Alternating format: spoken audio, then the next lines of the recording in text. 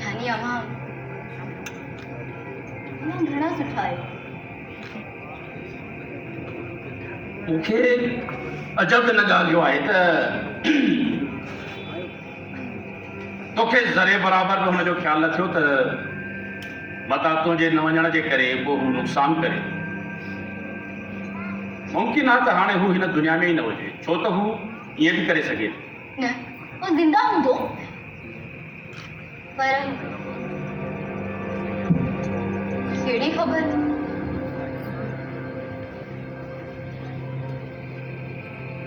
अलाए जी। त इन करे परेशान थी वेंदी।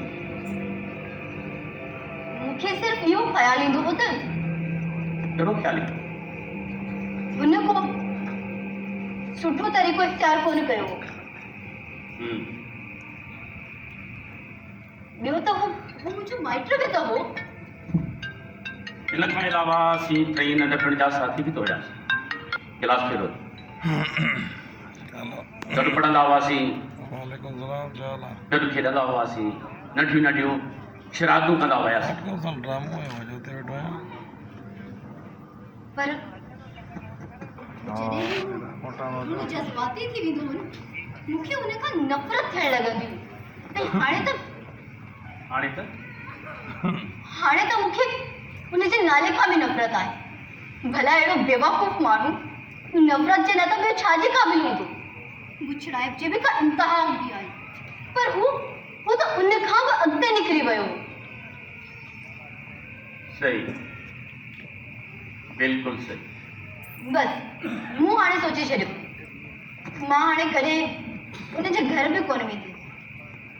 न ईअं न करणु घुरिजे। अजायो हुनजी बेवकूफ़ी यादि अची वेंदी न। उहा त तोखे उहा बि यादि अची सघे थी, तूं परेशान न थी वेंदी हुई। परेशान थी वेंदी हुयसि, पर हाणे त न आहियां थींदी न। हाणे न आहे थींदी? बिल्कुलु बि न। भला मुंहिंजो हुन सां कहिड़ो वास्तो? हाणे मुंहिंजी अवां सां शादी थी वई आहे, मां हिते अची वई आहियां। ऐं अॼु असांजी शादी जी पहिरीं राति। असां बि न सफ़ा हुआ आहियूं। छा मतिलबु? ॾिसो न, अॼु असांजी शादी जी पहिरीं राति आहे ऐं हीअ राति ॿियनि रातियुनि खां मुख़्तलिफ़ थींदी आहे। ॿुधो त ईअं आहे। हीअ राति सुरनि जे उफ़क़ खां उभरंदी आहे ऐं ख़ुशबुनि जी वादी में रहंदी आहे ऐं चांडोकी वांगुरु चुपचाप नदी